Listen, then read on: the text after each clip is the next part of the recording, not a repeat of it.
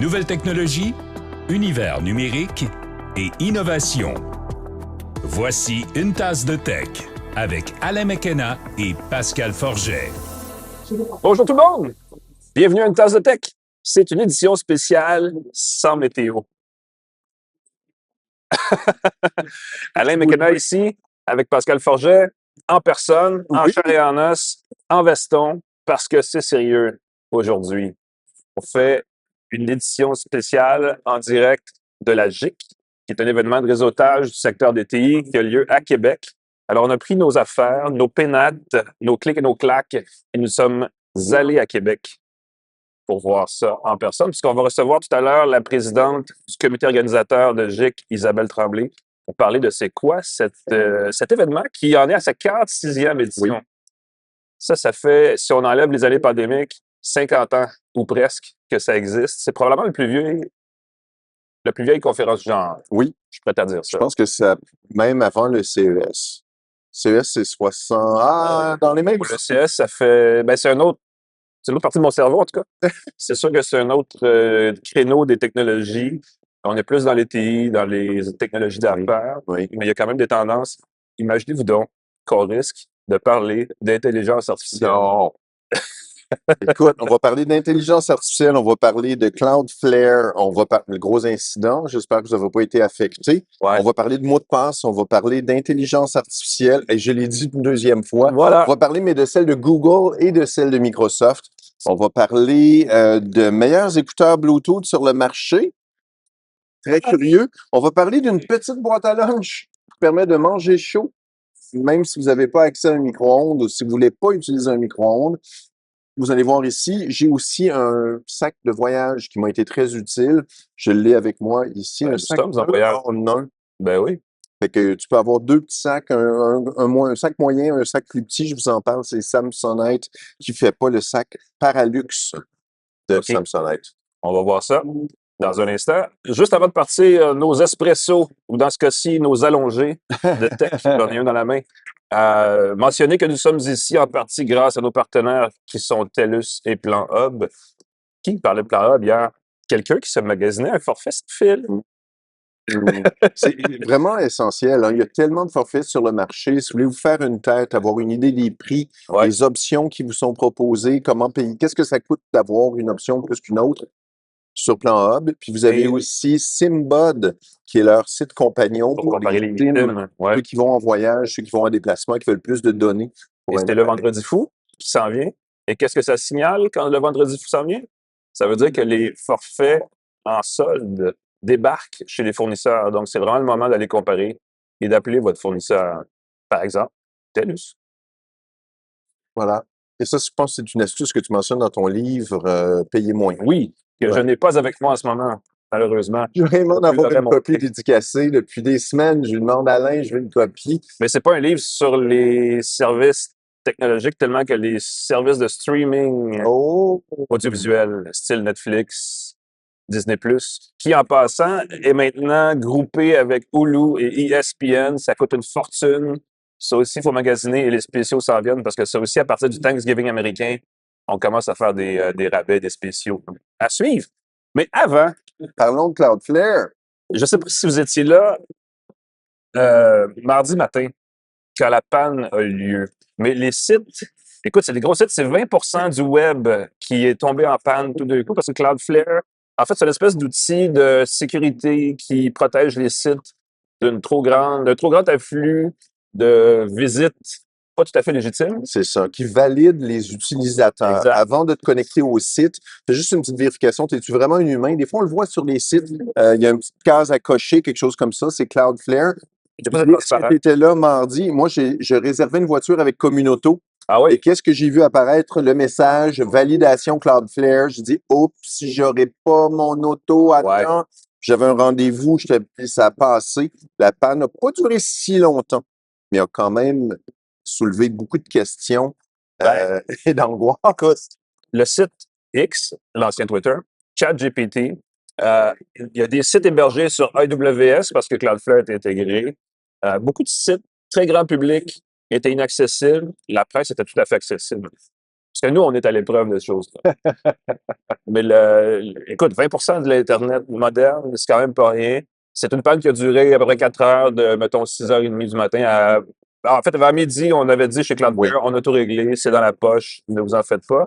Mais ça rappelle la panne de AWS qui a eu lieu il y a 3 semaines, qui était aussi assez majeure et qui renforce l'impression que de plus en plus, l'Internet décentralisé tel qu'on le rêve depuis 50 ans n'est peut-être pas aussi décentralisé que ça, parce que ça prend une panne d'une entreprise critique et pouf, on perd une partie substantielle des citoyens.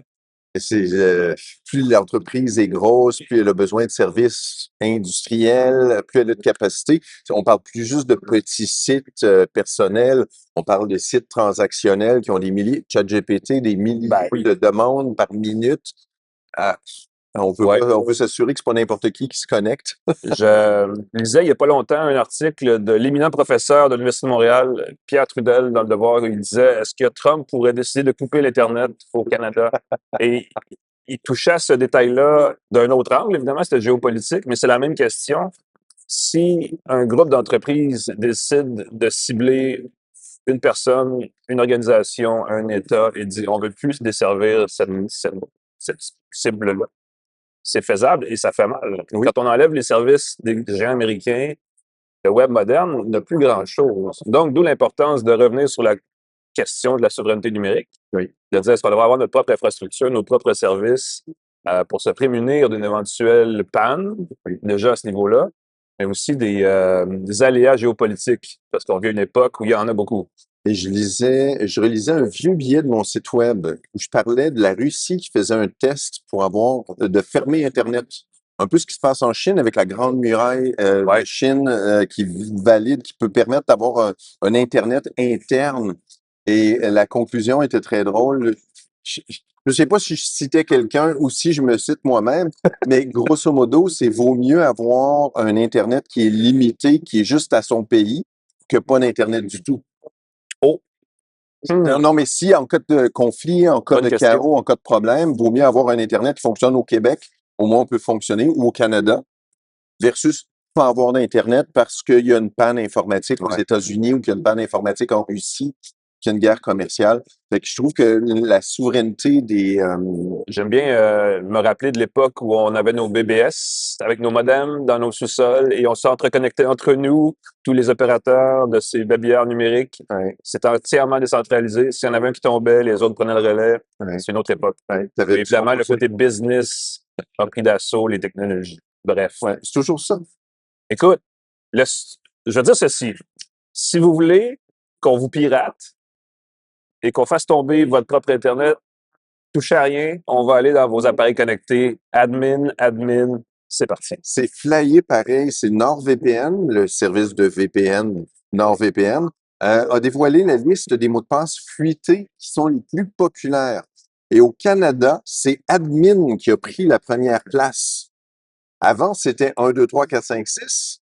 1, 2, 3, 4, 5, 6, 7, 8, les variantes comme ça. Les 10 premières places, c'était encore 1, 2, 3, 4, 5, 6 et les variantes. Ils sont toujours dans la liste avec 1, 2, 3, 4, 5, 6. Admin, c'est flyé, là. C'est que les gens connectent des appareils à Internet, peut-être des routeurs, peut-être des objets connectés. Par défaut, c'est souvent admin que tu devrais immédiatement changer. Et là, les entreprises munissent d'antivirus, munissent de logiciels de détection de menaces, mais quelqu'un pourrait prendre le contrôle de leur caméra de surveillance, de leur routeur. Et là, tu fais, oups, ça peut être un gros problème. Il y a des histoires assez folles là, dans la liste canadienne des mots de passe les plus fuités. Il y a Galant 1, 2, 3. Il y a Stinky 1, 2, 4. Cutie 1, 2, 1 et Pelletier 1, 2, 3. À tous mes amis de la famille Pelletier, franchement. C'est très drôle, mais je me dis, il doit y avoir une histoire derrière ça. Parce que c'est une entreprise en particulier, l'entreprise Pelletier, qui a eu une fuite de données. Est-ce que c'est QT121? Je sais qu'il y avait un des mots de passe qui était très populaire, qui était celui d'un appareil industriel de tel modèle qui avait ce mot de passe-là par défaut. Fait que des fois, d'avoir le mot de passe Galant 123, c'est pas terrible. Les pirates peuvent s'emparer de vos données comme ça. Méfiez-vous. Ben, évidemment, c'est mots de passe qui ont fuité, donc on soupçonne qu'ils ont été changés, mais le mot de passe admin, en fait, c'est un bel indicateur quand on achète un objet connecté et qu'on ne sait pas nécessairement comment ça fonctionne en arrière. Parce que on est dans techno, on connaît ça, on va dans l'interface web de l'admin de notre bidule connecté, quel qu'il soit, et on change ça. Mais quelqu'un qui achète un disque réseau, se casse pas la tête, branche ça, pouf, a quand même l'accès web admin sans le savoir. Donc, vérifiez ça. Et au fil du temps, les fabricants arrêtent de supporter avec des mises à jour de sécurité, et c'est là où ça devient un futur zombie pour les pirates qui vont accéder à ces appareils-là et les utiliser ensuite dans des opérations de déni de service, des DOS qui font cracher des entreprises comme Cloudflare. Voilà. C'est pour ça que Cloudflare. TQFD. J'ai bouclé la boucle. Et là, je me dis, les entreprises qui n'utilisent pas des services similaires à Cloudflare sont vulnérables à des... Ils se disent, on n'a pas été Ça victime veut pas de dire qu'elles sont Cloudflare. payées Mais sécurité. ils peuvent être victimes d'une attaque de déni de service, ce qui n'est pas Tout est évident. possible. Tu veux parler de Gemini 3? Écoute, on pourrait faire une mission complète sur toutes les nouveautés intégrées Oui. à la version Et 3.0 Google et de Microsoft Gemini. ont annoncé ça dans la même semaine en plus. Ça brasse dans le LLM, comme on dit en bon franglais. Google a annoncé donc mardi aussi, c'est un gros mardi, le lancement à peu près instantané de Gemini 3.0 qui remplace Gemini 2.5 dans la plupart des cas. Ça va tellement vite. Hein? Puis, je sais pas comment est-ce qu'on dit ça en français, la versionnisation. Oui, si c'est une grosse mise à jour ou simplement des Parce que ajouts. 2.5, c'était pas après 2.4, c'était après 2. 2, 2,5, 3. Bon, en tout cas, peu On importe. nous a fait grâce de 2.6, Ben, 2.7, 2.8. C'est comme Apple avec ses .16.1 bêta 2. Vous voyez ce que je veux dire? En tout cas, Gemini 3. Au-delà du nom, c'est tout de suite disponible, c'est intégré dans l'application Gemini que vous avez sur votre mobile. C'est un modèle d'IA générative qu'on dit le plus avancé, non seulement chez Google, mais dans le marché en général. On fait des tests chez Google. C'est le fun parce qu'on nous donne des rendus de benchmarking. Donc, on fait du banc d'essai avec les, mon Dieu, j'ai oublié le nom, là, les LM benchmark. Oui, ben c'est ça, c'est des tests qui Évidemment, il y en mesurent a différentes tâches de réflexion, d'analyse, de génération et ainsi de suite. Parce que là, ça se complique dans le marché de l'intelligence artificielle générative parce il y a différentes façons de faire de l'IA, il y a différents outils de calcul derrière. Arriver au résultat qu'on espère, est-ce que c'est plus vite, plus précis, moins précis, c'est dur à évaluer. Mais dans l'ensemble, Gemini, c'est beaucoup amélioré. Il y a un détail qui va plaire aux gens qui utilisent beaucoup la conversation, c'est que l'IA va être moins inutilement flatteuse et plus factuelle. Ça va en décevoir certains. C'était pas une des Ouais, critiques. peut-être. Il y a des gens qui ont été déçus quand il y a eu la dernière mise à jour parce que justement, elle était moins affectueuse. Ouais, ben évidemment, il y a tout ce marché des gens qui cherchent une amie. Ça, c'est quelque chose que clairement, Google ne cherche pas à faire, alors qu'OpenAI, on tente de jouer sur ce plateau-là avec ChatGPT. Mais chez Google, on voit vraiment ça comme un outil de productivité. D'ailleurs, la grosse nouveauté dans Gemini 3, c'est la capacité de comprendre le contexte. Et là, ça va probablement mener à des dérapages parce que comprendre le contexte subtil et non dit, Oui. c'est pas gagné d'avance. Oui. Et nous-mêmes, les humains que nous sommes, très intelligents, bien sûr, on fait des erreurs sur le contexte quand même des fois. Oui. La machine est-elle meilleure que nous? Est-ce qu'il y a un nouveau test de Turing qui s'en vient où on va détecter le contexte subtil? Je ne sais pas. Mais semble-t-il qu'on peut, grâce à ça, faire des requêtes, les fameux prompts, plus courts, plus concis, plus directs, sans donner le contexte, le rôle, l'objectif. Et Gemini comprend tout de suite ce qu'on veut. Oui. Je l'avais prédit. C'est un gros bond en avant. Oui, je l'avais prédit ça, parce que si tu utilises dans un contexte professionnel, l'intelligence artificielle devrait rapidement comprendre que tu es, par exemple, qui tu es. Fait que dans les prompts, souvent, il faut indiquer « Je suis un expert en marketing, je suis un spécialiste en ressources humaines, je veux ». Il devrait le comprendre rapidement, puis ajuster à toi rapidement, sans avoir besoin à chaque fois. Je pense que c'est... Puis il y a aussi une question, le fait que ce soit moins friendly, sûrement qu'il y a moins de puissance de calcul. C'est moins nécessaire. Générer de la flatterie. Bon point. Il y a ça. C'est disponible maintenant. Il y a une version Deep Think qui va venir plus tard. Évidemment, il y a des grades selon ce que vous payez à Google pour y accéder. Donc, ne vous attendez pas à avoir la version Pro si vous ne payez pas pour la version Pro. Il y a pour les développeurs, il y a tout un volet, là, on n'en parlera pas parce que c'est compliqué puis c'est long puis c'est interminable, mais on a appelé ça en gros anti-gravity. Anti-gravity. Ça, je suis curieux. Angie, Il veut ouvrir la porte à travers des API, des choses comme ça, vers l'agentique qui repose sur Gemini et qui sera fait par des développeurs tiers. L'agentique, vous savez, c'est cette automatisation très poussée de tâches très précises. Oui, ben, la spécialisation, l'accès, on va en parler puisque Microsoft a fait des annonces justement sur les dangers de l'agentique. Ah non, Oui, oui, monsieur, il y a des dangers sur l'agentique. Ben, c'est assez subtil comme. on n'en parle pas maintenant. Ben, si tu veux, si Ben, tu veux, on écoute, peut en on est parler. là. Mais regarde, si tu permets, si tu parles de Gemini 3, moi, je parlerais de préparation de voyage puisque Google a fait plein d'annonces liées à l'intelligence Ouais. artificielle. Entre autres, l'accès en français de offres de vol de Google. Et je trouve ça assez astucieux. Ce que je comprends, c'est que tu vas pouvoir dire, j'aimerais trouver un voyage dans le sud. J'aimerais aller en Europe 14 jours. Peux-tu me proposer des itinéraires? Et là, je veux pas payer cher. Je veux un hôtel. Et là, tu vas pouvoir trouver des. Qui dit je veux payer cher? Non, je sais, peut-être des gens qui ont moins de contraintes budgétaires, qui ont plus des contraintes OK. de temps, contraintes d'horaire avec mes enfants, ma famille et tout. Je veux des vols directs, je veux pas des vols directs. Et il paraît que là, maintenant, ça fonctionne en français. Ça devrait simplifier le magasinage. Je me souviens la dernière fois que j'ai magasiné un vol dans le sud, et puis ben là, tu cherches pour Cuba, là, tu cherches pour le Mexique, là, tu cherches pour... Ouais. t'as plein... Alors, si tu demandes comme ça, j'ai hâte d'essayer, ça va être déployé au cours des prochaines semaines. Et l'autre chose que j'ai bien hâte d'essayer aussi, c'est Weather Next 2, qui nous promet des prédictions de météo plus précises que jamais. Ben, ça ne me surprend pas parce que l'IA est très bonne à faire la météo, apparemment. Avec tous les modèles qu'on a, moi, j'ai l'impression, et c'est vraiment, vraiment étrange, que la météo est moins précise qu'elle l'était il y a quelques années. Avant, Oui. on nous disait, il va pleuvoir, il pleuvait. Maintenant, on ne sait plus, ça annonce de la pluie, il pleut plus, il neige pas. Ça, là, je vais On veut tellement aller dans la précision qu'on je vais te témoigner de l'expérience inverse. Ouais, ah oui? Ben, Oui, contrairement aux gags qu'on a ici à une tasse de tech à chaque semaine, je suis pas un féru de météo. Mais depuis un petit bout de temps, je reçois des alertes. Genre, il va pleuvoir dans 15 minutes. Et c'est généralement assez Oui. précis. Pour des prédictions très spécifiques dans les prochaines minutes, ça marche bien. Mais souvent, j'essaie de prévoir dans les prochains jours. Et Ça se complique. encore une fois, c'est dans mon temps, Ah, ben là, on touchait la roche. Si la roche était mouillée, c'est qu'il pleuvait à l'intérieur. Ça, mon genou, ton genou, fais de la goutte. Je le sais quand il va pleuvoir. Dans mon temps, là, les gens qui nous regardent pas sur YouTube vont manquer le geste. le geste. Le que beau tu as geste. fait.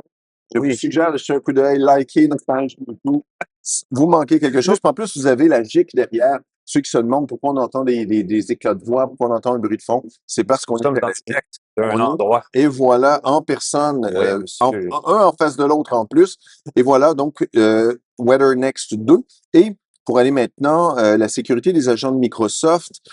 Microsoft veut présenter Windows comme un agentic AI, comme un système agentique. Ben oui. Fait que grosso modo, au lieu d'avoir un système d'exploitation, je comprends que Microsoft veut positionner Windows comme des agents. Fait que tu aurais plusieurs agents dans ton ordinateur qui feraient différentes tâches, t'aider à rédiger un devoir, un travail, une proposition d'affaires, organiser tes documents et tout, ce qui va demander un accès à ton disque dur, va demander un accès à tes fichiers. Et là, je sais pas si tu vois qu'est-ce qui peut arriver. Injection de code. Si sur ton ordinateur, tu as un fichier malicieux, ben l'agent et ça, je trouve ça fantastique, l'agent va être considéré sur ton ordinateur comme un utilisateur. Oui, c'est ce que les TI, dans les départements de TI les plus avancés, c'est comme ça qu'on perçoit les agents d'IA à venir. Oui. Ils vont avoir leur propre authentification, leur propre compte, Leur propre compte, niveau leur de propre sécurité. accès, Exact. exactement. Et là, on donne toutes sortes de bonnes pratiques. Et j'ai bien hâte de parler. On va interviewer des gens de différentes organisations. J'ai bien hâte de voir les bonnes pratiques. Je pense que on va interviewer un agent d'IA. Ah, Je suis On n'est pas rendu. Alain, on s'en parle dans quelques années. Tu vas dire, on va reprendre ce clip-là, puis on va rire en disant « Je riais ». En fait, les IA qui vont nous remplacer vont rire de nous qui avons fait ce gag-là. Je n'ai pas parlé d'un service radio qui fait 3000 podcasts par jour, mais c'est man. très, très fou. Fait que grosso modo, l'agent, on donne des bonnes pratiques, par exemple, que l'agent doit avoir des permissions moins élevées que les tiennes, jamais plus hautes. Tu veux que ton agent ait moins, on veut spécialiser chaque agent, mais imagine pour les gestionnaires de TI, tu n'as pas un utilisateur, tu en as 5, 6, Et plus, 10. à mesure que ça va se multiplier. Plus tu vas avoir d'agents dans ton ordinateur, plus tu vas avoir des agents, tu vas dire, oh non, je vais fusionner des agents. Et là, ça veut dire leur donner plus d'accès. Et là, tu gères le Zero Trust, la base que tu veux donner le moins d'accès possible par défaut à tes agents. Je trouve que c'est vraiment flyé. Autre chose qui va être importante, c'est que les agents de Microsoft vont avoir un registre qui vont permettre de valider qu'est-ce que l'agent a fait en ton absence quand tu vas faire autre chose. Parce que l'idée, c'est que tu pourrais lancer ton agent pour qu'il fasse des courses pour toi, qui organise tes fichiers, puis ensuite qui te dit « Oh, j'ai terminé, voici ce que j'ai fait ». On va avoir un rapport comme ça. Et évidemment, ça, ce sera pas... Il suggère, et ça, je trouve ça très, très drôle de dire « Si tu sais pas ce que tu fais, fais-le pas ». Ils vont dire aux gens des TI, si vous installez ça pour le fun, faites pas ça. Ça va être offert dans un Private Developer Preview pour les Insiders Windows. Fait que c'est un Private Developer Preview, donc on va sélectionner des développeurs, probablement qui en font la demande. Ils doivent s'en faire ça vite quand même, parce qu'il y a vraiment une course Exactement. vers les agents. Ça va être dans Copilote très bientôt, ça va être intégré cet agentique-là. Fait que le fait que bientôt, on va avoir enregistré ses agents dans son ordinateur, pouvoir gérer ça va être complètement fou. J'ai hâte de voir. Ça va être la guerre entre les agents. Tu sais, on a des agents chez Google avec Gemini, des agents chez Microsoft avec Copilot, ça va... Est-ce que les agents vont pouvoir passer d'une plateforme à l'autre? Est-ce qu'on va avoir de l'interopérabilité entre les agents que tu crées? Tu as travaillé sur un agent Microsoft, tu vas pouvoir le déplacer sur un ordinateur Google. Est-ce que tu vas pouvoir le déplacer sur un ordinateur Mac? Là, tu as investi beaucoup, là. C'est le casse-tête. Ben là, en fait, tu rentres le doigt dans l'engrenage et le bras va y passer. Parce qu'une fois qu'on va se commettre vers une plateforme sans interopérabilité. Exactement. Et qui dit compte d'utilisateur pour ton agent, ça veut dire probablement qu'il va falloir payer. Il y a une belle façon de monétiser ça. Arrête donc, Microsoft ferait jamais ça. Non, mais c'est fascinant parce que là, tu vas dire, on va t'en donner 2 agents, on va t'en donner 3. Si tu en veux plus, on te fait payer une licence supplémentaire. Et là, tu fais, oh mon Dieu. Oui, ou à l'inverse. Ou l'autre méthode, et ça se fait déjà dans bien des choses, c'est qu'on va te laisser automatiser une tâche gratuitement, mais pour compléter l'ensemble des tâches, ça va coûter des sous.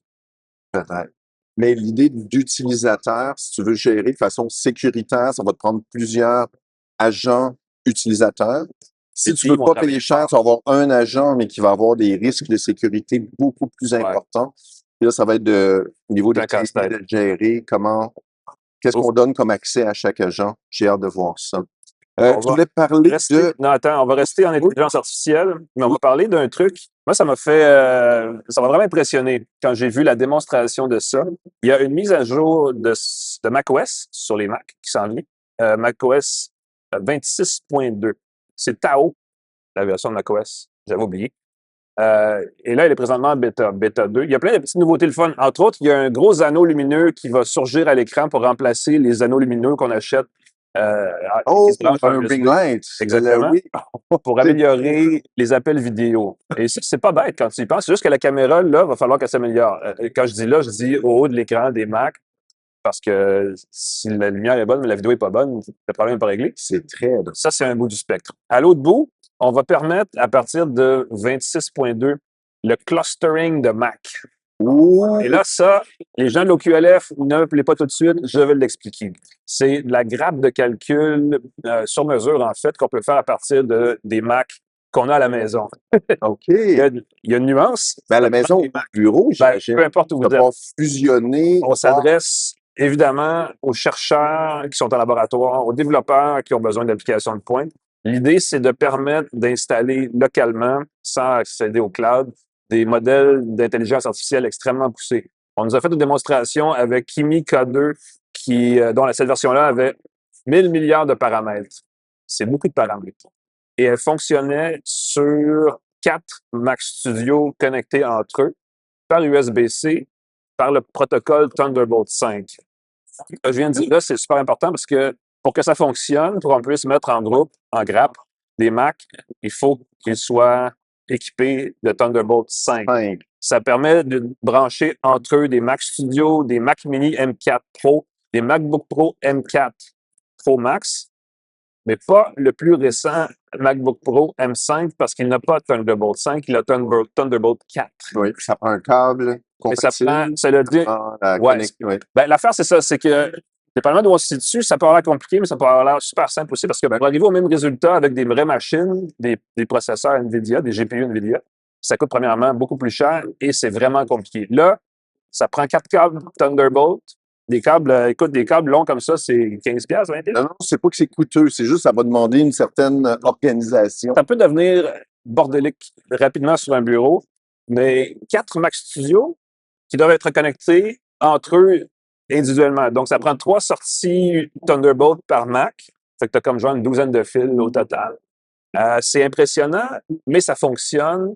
Thunderbolt 5, c'est 80 gigabits seconde de transfert de données x 3. On atteint on disait on a une bonne performance et une latence à peu près inexistante dans l'échange de données. Et tout ça fonctionnait sur 4 Mac qui, mis ensemble, ne consommaient pas 500 watts d'électricité, ce qui est extrêmement faible. C'est 10 fois moins qu'un système plus traditionnel, comparable, qui ferait rouler une machine ou une IA avec 1000 milliards de paramètres.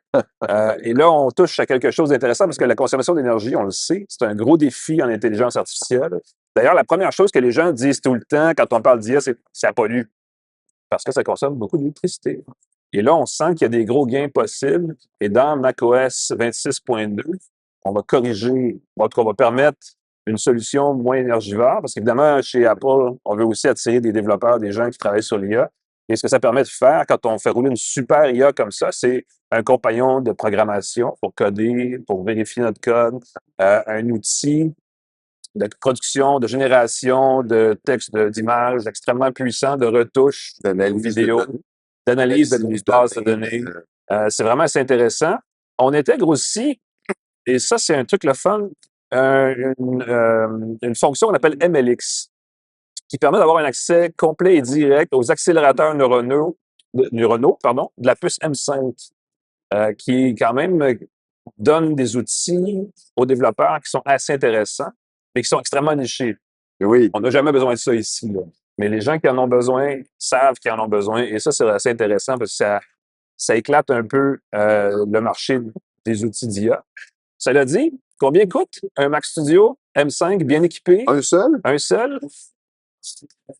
Avec 512 gigaoctets de mémoire vive, c'est 9500$. Oui, mais c'est un demi-gig de mémoire vive, Alain, c'est complètement Un demi-téra. un demi-téra. Ouais.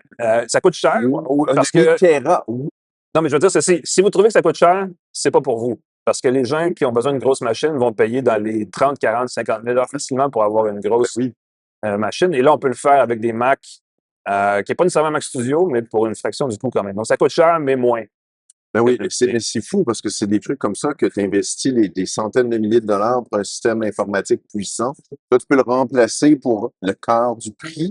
Ouais. Tu peux te délocaliser, tu peux mettre ça dans tes bureaux régionaux. J'ai hâte de voir. Ils nous ont présenté le logiciel qui contrôlait les appareils Mac mis en réseau comme ça.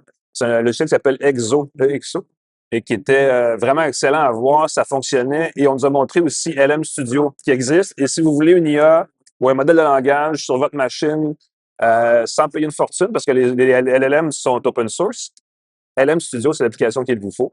Ça se télécharge, c'est gratuit. Vous mettez les LLM de votre choix et vous pouvez fonctionner avec l'outil sur votre machine sans aller sur les serveurs. Ça travaille votre machine beaucoup. Ça prend un bon ordinateur. C'est pas un bon ordinateur. Mais ça existe et les gens qui sont derrière LM Studio ont dit le jour où 26.2, macOS 26.2 sort, on va permettre cette fonction-là, cette mise en grappe-là. Wow. Donc là, on atteint un nouveau niveau. Moi, ça fait longtemps que je suis dépassé. Je n'ai rien à faire avec une telle machine. On n'est pas dans la création d'applications ou d'outils aussi sophistiqués.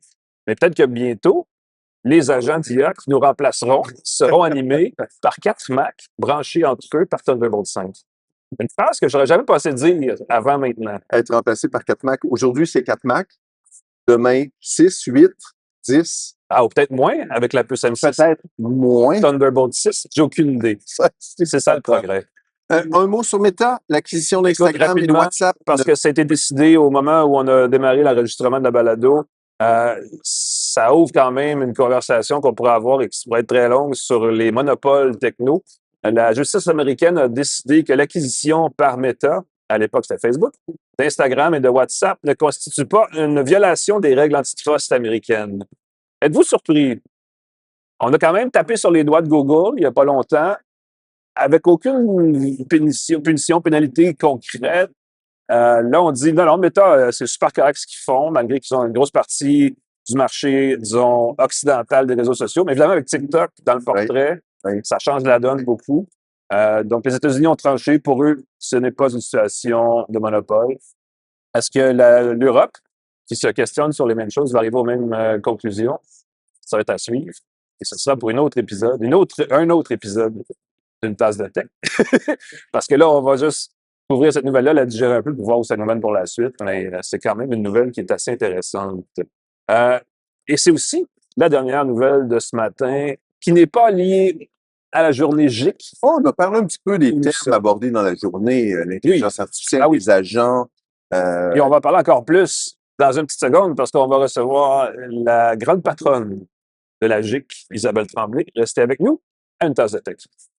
De retour à Une tasse de tech avec Alain McKenna et Pascal Forget.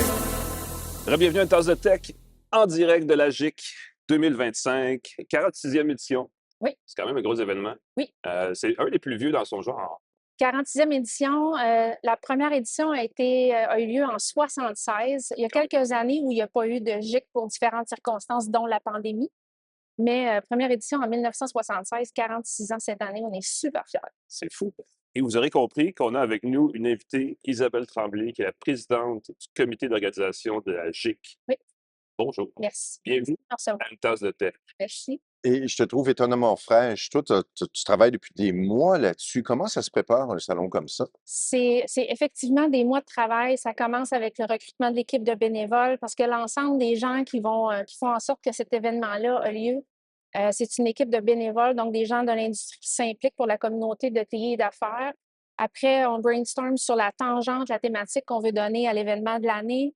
Les événements se multiplient année après année, donc on doit ressortir et être original. On passe beaucoup de temps à réfléchir à ce qu'on veut donner comme proposition à chaque année. Et après, c'est le recrutement de nos conférenciers, montage de la programmation, faire la logistique de tout ça. C'est beaucoup de travail. Est-ce que tu as dormi un peu cette nuit? Oui, très peu, mais oui. GIC, à l'époque, c'est la journée informatique du Québec. C'est évidemment devenu d'autres choses. C'est un gros événement de réseautage, beaucoup. Oui. Mais ce n'est pas nécessairement axé sur les entreprises québécoises. Il y a vraiment des entreprises de tous les horizons. Qui vient ici et que cherche-t-il à l'événement? Bien, en fait, que tu mentionnes que c'était la journée de l'informatique, c'est tout à fait exact. On a maintenu l'acronyme GIC pour la pérennité du nom, mais au fil des années, c'est devenu autre chose que seulement l'informatique. Donc, c'est les TI et les affaires. Et effectivement, la mondialisation et l'avènement des grands joueurs américains dans le marché fait en sorte qu'on a ouvert nos horizons. Donc, on a des gros partenaires, Microsoft, Dell EMC, Cisco, Red Hat, Google, tout le monde est là. Donc, les grands joueurs et les firmes et les boîtes du Québec sont toutes présentes aussi. On a aussi des gens de la relève des universités et des cégeps qui vont être avec nous aujourd'hui. Oui, c'est important. C'est le genre de maillage dont on parle pour faire avancer les technologies au Québec depuis je ne sais pas combien de temps. Donc, c'est quand même un événement assez important pour ça. Il y a beaucoup d'actualités dans les technologies qui vont dans toutes les directions. Vous avez une masse critique de gens du secteur. Est-ce que c'est quelque chose qui est discuté ici? Est-ce qu'il y a des enjeux qui sont débattus ou c'est plus pour apprendre pour les best practices, les meilleures pratiques dans le marché, des choses comme ça? On essaie. L'espèce de mission qu'on se donne quand on construit la programmation, c'est qu'on veut que les gens sortent d'ici avec quelque chose de nouveau qu'ils ont appris à mettre en pratique ou qu'ils ont une inspiration nouvelle pour le futur dans leurs organisations. Donc, le core je m'excuse pour l'anglicisme, mais le core de la journée là, de conférence, c'est vraiment de trouver des choses qui vont être éducatives et inspirantes. Et on a aussi un volet de conférences partenaires Donc, ce sont plus des ateliers de travail et des démonstrations de produits qui sont présentés par les différents partenaires qu'on voit en arrière. On va parler avec plein de gens ici au fil de la journée. On va leur demander quels sont leurs défis technologiques, leurs défis TI. Oui. Au niveau de la GIC, au niveau du réseau Action TI, qui chapeaute l'organisation et l'événement, en fait, est-ce que ces défis-là sont ceux auxquels on peut penser, la question de la souveraineté des données, des choses comme ça, la question géopolitique du moment? Est-ce que c'est des choses Absolument. qui se discutent en ce moment? Ouais. Mais c'est un sujet incontournable, c'est un sujet qui est sur toutes les lèvres, surtout au Québec. Puis le mot souveraineté est très chargé de sens pour le peuple québécois. Doublement, oui. Donc, Oui, absolument. mais d'un point de vue technologique et gouvernance, on se devait d'aborder ce thème-là. Donc, ça fait partie, et avec l'intelligence artificielle, qui est un des sujets très chauds de l'industrie, donc la souveraineté, l'intelligence artificielle. On a aussi une conférence d'ouverture qui parle de la fracture numérique. Okay. On est super fiers. Marc Janotte qui va ouvrir tantôt. La fracture numérique, c'est qu'on parle des gens qui sont un peu laissés pour compte dans cette transformation-là, qui n'ont pas accès à Internet ou qui n'ont pas la capacité d'utiliser ces nouveaux outils-là. Comment on accompagne ces utilisateurs-là sans les laisser derrière? La fracture numérique des gens, mais aussi des entreprises qui ne rentrent pas Exact. dans le mouvement, puisqu'on en parle de plus en plus. Surtout là, dans quelques jours, c'est le vendredi fou. Et là, tout le monde se précipite en ligne pour magasiner. Les commerçants québécois qui ne sont pas là, j'imagine, sont à risque de perdre des clients potentiels. Est-ce que c'est quelque chose qui est discuté ici aussi? Le commerce en ligne n'est pas quelque chose qui est discuté dans la journée d'aujourd'hui, mais est-ce que ça fait partie des grands enjeux, la présence sur les réseaux, et ça fait partie dans le fond, ça fait partie des enjeux et de la visibilité que les commerces et que les firmes doivent avoir. Ça fait pas partie des sujets aujourd'hui, mais effectivement que ça fait partie des préoccupations du milieu, assurément. On parle pas souvent d'intelligence artificielle. Non, c'est ça. Ça, C'est très, très drôle parce que chaque épisode d'une tasse de tech, on a toujours des nouvelles liées à l'intelligence artificielle. Puis il y a eu des grosses annonces du côté de Google, de Microsoft au niveau de l'intelligence artificielle, le nouveau modèle de Google. Toi, est-ce que ça stimule, ça doit stimuler les affaires? Tu es chargé de comptes commerciaux chez Google. Oui. Donc, ça doit bouger beaucoup en ce moment-là. Ça bouge beaucoup. Je vous dirais que c'est vraiment la grande course de l'intelligence artificielle pour les grands joueurs. La vitesse à laquelle les modèles et les nouveaux outils sont relâchés, sont publiés, c'est presque difficile à suivre tellement que ça va vite. Oui. Est-ce que ça stimule les affaires? Assurément. Il y a une curiosité, mais il y a aussi un besoin dans le marché pour faire plus avec moins. Puis ces outils-là sont clairement la réponse pour une bonne partie des besoins. J'aurais été curieux de savoir, c'est quoi le sentiment dans le monde technologique québécois? Parce qu'on parle beaucoup de la bulle de l'intelligence artificielle au niveau financier, au niveau même plus des États-Unis, en fait, avec les espèces de super startups comme OpenAI. Oui. Est-ce qu'ici, pour les entreprises, on est au stade de l'adoption, de l'étude, de l'analyse, ou on est vraiment rendu plus loin que ça encore? Au point de vue du Québec, les États-Unis sont un peu plus avancés que nous. Et c'est commun, puis c'est pas propre à l'IA, c'est propre à la technologie tout court. Ils ont une accélération qui est toujours un peu plus rapide que la nôtre. Au Québec, on a des entreprises qui sont bien en avant et qui ont procédé à une adoption un peu plus rapide. Mais je vous dirais qu'on est à la phase d'adoption encore, de comprendre ce que ça fait, de tester encore ce que ça peut apporter à l'organisation. Mais la volonté d'avancer, d'aller plus loin, elle est très présente et sentie. Donc, c'est super stimulant pour tout le marché et tous nos partenaires qui sont ici. Ça fait partie du focus pour le développement de leurs affaires, c'est clair. J'imagine que c'est perçu comme un outil pour accroître la productivité, Absolument. aussi les revenus, des choses comme ça. C'est faire plus avec moins, pallier le manque de main-d'œuvre, s'assurer d'avoir une présence sur les réseaux, comme on parlait tantôt. Le self-service fait partie aussi. Il y a une génération qui n'est pas nécessairement intéressée à parler au téléphone avec des services à la clientèle. Donc, la proposition à travers d'autres canaux de communication fait partie aussi de ces réponses-là qui peuvent être desservies par l'IA. Et assurément que l'explosion des coûts, ça peut être une bonne solution, effectivement aussi. C'est quelque chose qui m'a rappelé une conversation qu'on avait à tous les instants depuis des années, sauf depuis pas tellement longtemps. La pénurie de main-d'œuvre en TI, ça existe encore. Ça existe partout. On sort de plusieurs années où la consultation est extrêmement présente dans la plupart des marchés. Et la diminution de la main-d'œuvre disponible, ça demeure un fléau, un problème dans tous les secteurs économiques. Les technologies n'y échappent pas. surtout du point de vue, je pense au gouvernement et à différentes organisations québécoises.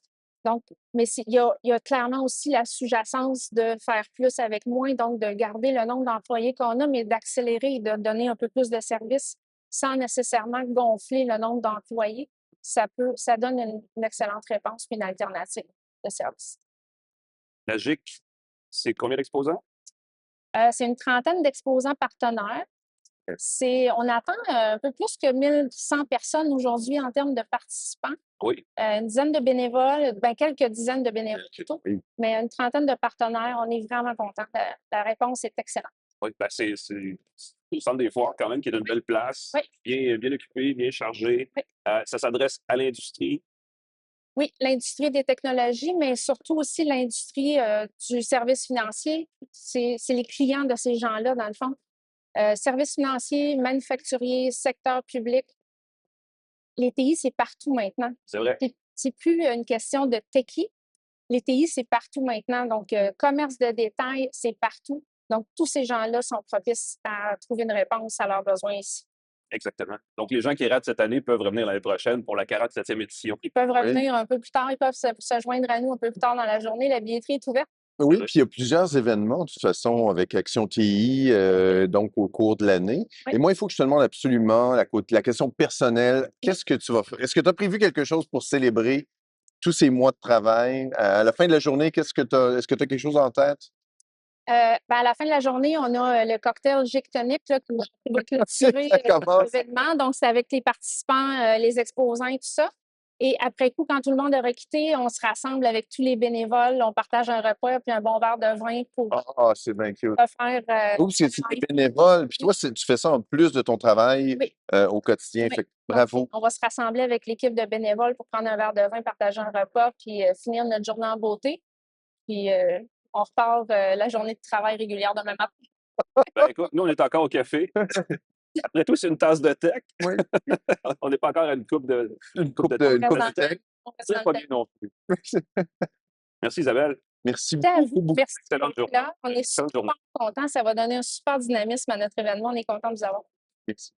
Alors, nous, on va prendre une très, très courte pause pour aller chercher nos gadgets. On va finir notre balado. On va être là toute la journée avec nos entrevues. Donc, vous irez voir ça sur le site de la GIC. Sinon, restez avec nous. Ça poursuit dans un instant. Une tasse de tech. De retour à Une tasse de tech avec Alain McKenna et Pascal Forget. Bienvenue à Une tasse de tech. De retour à notre programmation normale. Oui. Je ne sais pas si on peut dire ça. C'est notre troisième segment. C'est le segment habituel où on vous présente nos nouveaux gadgets. Et toi, Pascal, sur la route, en tant que travailleur mobile, c'était difficile à dire. Oui. Tu as non seulement un sac à dos, mais tu as aussi une boîte à lunch. Oui. Est-ce que je commence par la boîte à lunch? Vas-y. Aimes-tu ça manger chaud? C'est toujours bon. Moi, j'avais un ancien collègue. Aujourd'hui. C'est ça. J'avais un ancien collègue qui ne mangeait que chaud et j'ai trouvé pour lui la boîte à lunch qui s'appelle Uvi. C'est une boîte à lunch, mais c'est en fait une boîte bento. C'est là le format d'une boîte à lunch japonaise. Prise de courant. Elle se branche dans la prise murale. Division à l'intérieur, donc on peut déplacer pour avoir une portion de riz, une portion de viande, ainsi de suite, comme on le désire. Ce qui la caractérise, c'est qu'en la branchant dans le mur, elle doit être branchée, il n'y a pas de pile dedans. On peut faire chauffer son lunch jusqu'à 70 degrés à peu près. C'est quand même chaud. C'est chaud, pas tant que ça. C'est chaud à l'extérieur, mais à l'intérieur, c'est pas si chaud que ça. Okay. Et ça prend une trentaine de minutes, sinon une quarantaine de minutes pour passer d'un aliment qui est à la température de la pièce à 70 degrés. Fait qu'on est mal pris, il n'y a pas de four micro-ondes proche, c'est ça. C'est ça. Mais il faut le brancher dans le mur. Ça prend une prise de courant. En même temps, c'est avantageux. Tu n'as pas besoin de charger ton appareil, tu n'as qu'à le brancher dans une prise murale. Il y a une version, j'ai la version UV de base, qui, elle, a besoin d'une prise propriétaire qui va jusqu'à 70 degrés. Il y a le UV Plus que je recommande fortement, qui est 100 $ américains, 20 $ américains de plus, donc une quarantaine de dollars de plus, mais qui, elle, fonctionne avec une prise USB-C. Donc, on peut plus universel. Plus universel, la prise de son laptop, par exemple, et permet d'atteindre une température plus élevée.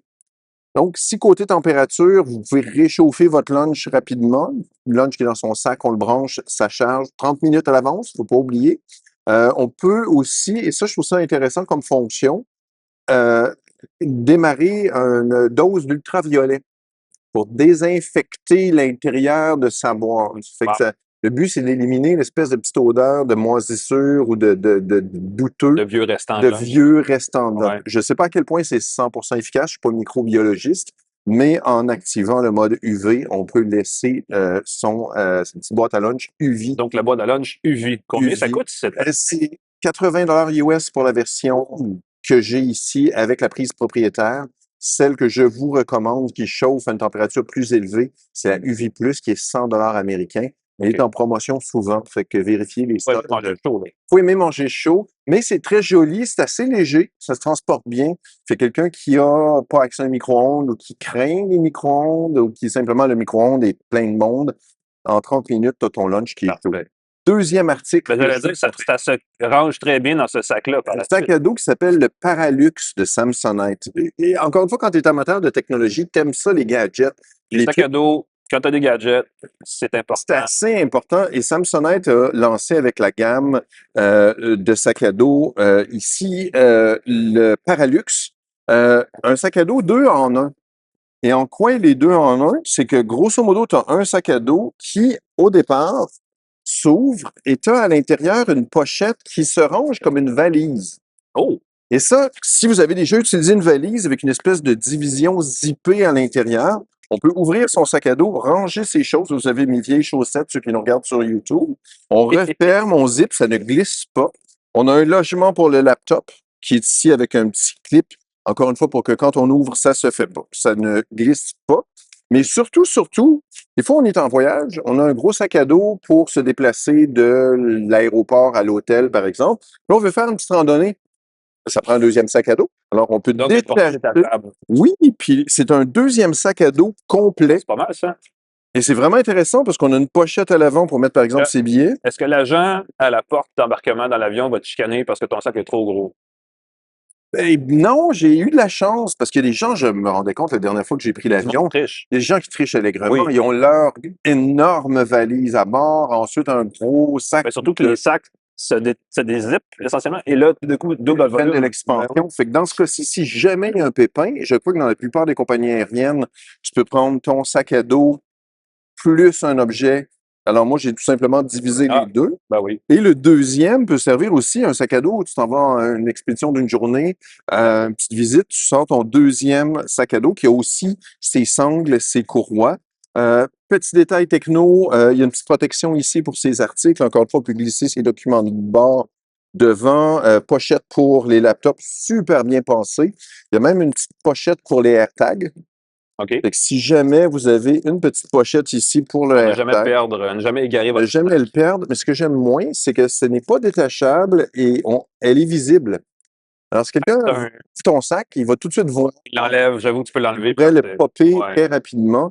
C'est un truc que je trouve un peu, j'aurais préféré peut-être une petite pochette cachée qui permettrait de glisser le traceur de son choix. Ben oui. Donc, un AirTag, une autre marque, les traceurs Samsung, par exemple, dans une pochette cachée qui pourrait servir aussi pour, je sais pas moi, des médicaments d'urgence ou de l'argent que tu voudrais cacher au cas où.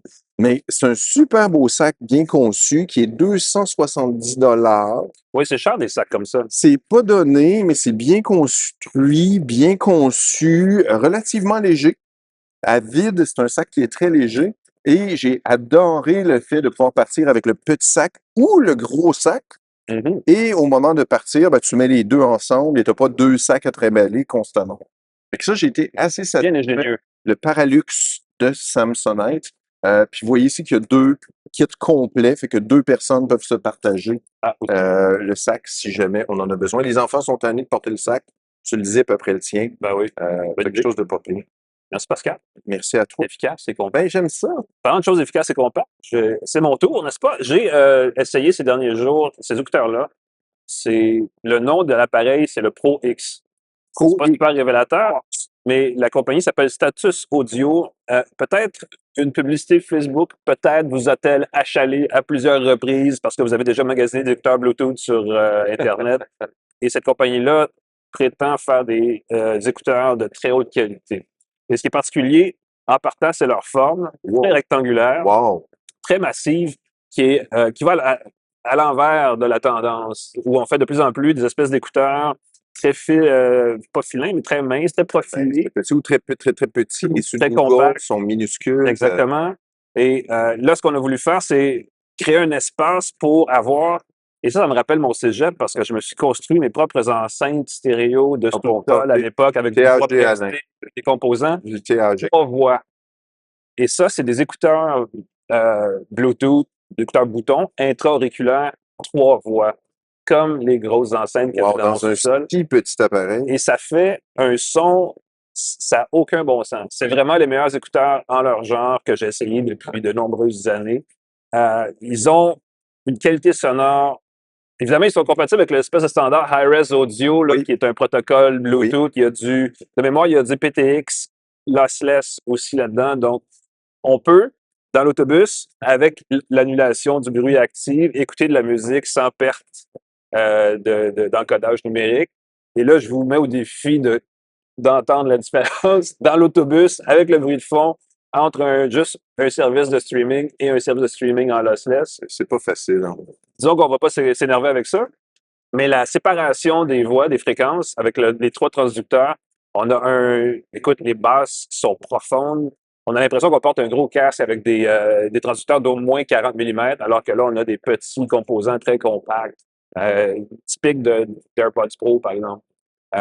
Et puisqu'on compare avec les AirPods Pro, il y a évidemment une annulation du bruit active, passive par les embouts, mais aussi active, qui promet une réduction du bruit ambiant de 52 décibels. OK, C'est beaucoup. C'est beaucoup. Parce que généralement, moins de 30 décibels, on dit c'est correct pour enlever les bruits très, très, très puissants, très forts qui sont embêtants.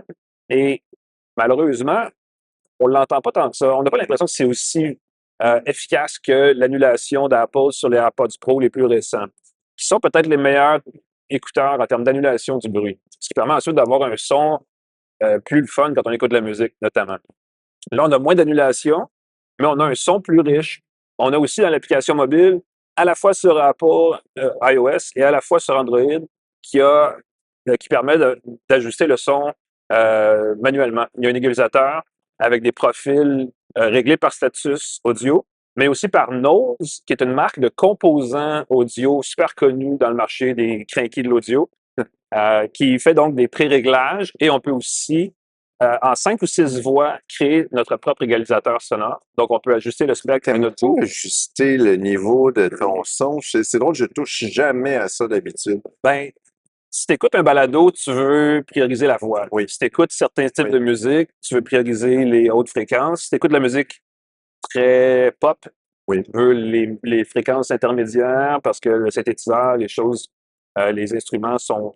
Si tu écoutes de la vieille musique de vieux, comme moi, apparemment, tu veux un peu plus de basse, un peu plus d'aigu, tu veux une espèce de profil rock, je l'aime un petit peu plus prononcé. Bref, ça permet de s'amuser. Oui, j'ai écouté ta playlist en venant à Québec et puis, vieux rock, Il y en a un petit peu. Il y en a pour tous les goûts.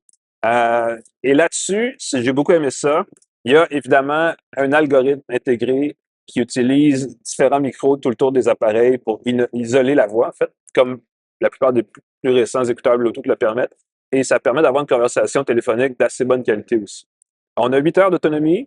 On a un petit peu plus, je pense qu'on a 32 heures avec le boîtier. Ce qui est assez standard. On peut courir avec et transpirer sans problème. J'irai pas dans une grosse averse. J'irai pas me rouler dans la neige. Mais dans l'ensemble, confortable, se portent bien. Ils ont l'air massifs parce qu'ils sont très rectangulaires, mais ils sont confortables. Et quand on les porte, ils sont juste distinctifs. On voit que tu as des écouteurs bizarres. Oui. Mais ils sont pas comme wow. Tu sais, comme les écouteurs, Microsoft a sorti des grosses affaires rondes à un moment donné qui étaient vraiment comme une espèce de grosse sphère, un gros disque. On n'est pas là. Ça reste quand même dans le bon goût. Fait que ça, on les félicite. Et tout ça, donc, très haute qualité, prêt pour l'audio sans perte et malheureusement coûte 426 $. OK. Donc, c'est pas donné. Mais c'est le top du top. Sur les oreilles. Faut les aimer. Je préfère ces écouteurs-là à ce que Sony propose dans ce créneau-là. Je mets toujours le numéro de modèle parce qu'ils ont un nom bizarre. Mais si j'avais à choisir, j'aime beaucoup ceux-là. J'aime beaucoup les AirPods Pro 3 pour la connectique, la détection de mouvement pour faire certaines fonctions, par exemple répondre à un appel du hachement de la tête. L'annulation de bruit sur les AirPods Pro est très bonne. mais la qualité sonore de ça, pour écouter de la musique, dans l'autobus, dans l'avion, sur la banquette, dans l'auto, ils m'ont convaincu absolument. Les Pro X de Status Audio. Ça peut faire un beau cadeau. Je soupçonne qu'il y aura peut-être un rabais pour le Vendredi fou, si jamais ça vous intéresse. Mais c'est la saison des nouveaux écouteurs et ceux-là en sont des bons. Si je peux me permettre, l'emballage, la boîte est toute petite, plus petite que celle des écouteurs auxquels je suis habitué. Et Oui. mets-le donc pendant que tu fais la conclusion, pendant qu'on fait C'est que j'enfile l'écouteur. Ben oui, comme ça, les gens vont pouvoir le voir, ceux qui nous regardent sur YouTube. Je ne sais pas si je vais à quelque chose. Donc, c'est correct, juste pour le voir. Pendant ce temps-là, je vais regarder les messages, je vais voir nos commanditaires, je cherche sur ma tablette. Ben, C'est la écoute, tablette Remarkable je peux en Pro. profiter pendant que tu cherches pour mentionner, puisque nous sommes à la journée GIC 2025, qui est organisée par le réseau Action TI, qui est un OBNL avec lequel on a décidé de faire l'événement ici parce que c'est une belle activité et c'est un OBNL aussi. Donc, on n'est pas ici pour faire du montant lucratif. Mais Réseau Action TI, donc, a d'autres événements dans les prochains mois si ça intéresse les gens. Il y a le 17 mars de 2026, donc l'année prochaine, l'événement Datavor. Ça dit ce que ça dit, c'est chez HEC Montréal, dans le pavillon électrique. Données, comme son nom l'indique. Il est vraiment question de données massives, quoi faire avec les données et tout ce qui gravite autour de ça. Et au mois de mars, au 20 mars prochain, se terminent les candidatures pour les fameux prix Octase. Le gala, la soirée des Octases 2026, va avoir lieu le 4 juin prochain. Mais on est jusqu'à la fin mars. Les entreprises intéressées qui ont des projets TI dont ils sont très fiers peuvent soumettre leur candidature jusqu'à la 20 mars. Donc, vous pouvez surveiller ça. Les Octaves, ça existe depuis toujours. C'est un événement dans l'entreprise québécoise qui est parmi les plus prestigieux, les plus anciens dans le secteur. Posez votre candidature. Donc, vous avez jusqu'à bientôt pour poser votre candidature pour les Octaves 2026. On remercie TELUS, on remercie Plan Hub. On utilise la connexion de TELUS, on utilise Plan Hub pour choisir nos forfaits cellulaires. Cogeco Média pour la mise en onde qui distribue le podcast partout dans le monde. On remercie la GIC. Hey, merci de nous faire sortir. C'est la pause du midi pour les gens qui nous regardent sur YouTube. C'est pour ça que c'est plus tranquille. Il y a des super beaux kiosques l'an prochain. Réservez vos billets. On peut me lire sur pascalforgette.com. Et Alain, on peut te lire dans la presse, entre autres. C'est aussi une balado de voiture, on parle d'auto dans Ça tient la route. Ne manquez pas ça. C'est aussi en ondes, en fait. On félicite donc la décision de mettre ça en ondes parce que c'est du bon contenu. Mais nous aussi, c'est du bon contenu. Et il y en aura d'autres encore la semaine prochaine. Nous serons de retour à notre programmation normale. Donc, ne manquez pas ça. On se voit la semaine prochaine à une autre tasse de tech. Salut tout le monde!